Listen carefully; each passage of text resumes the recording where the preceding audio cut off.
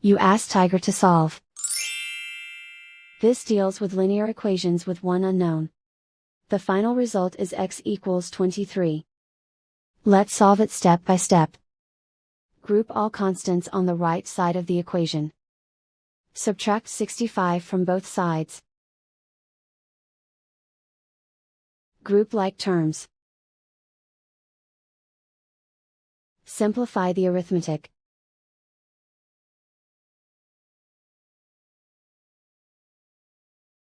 Isolate the x.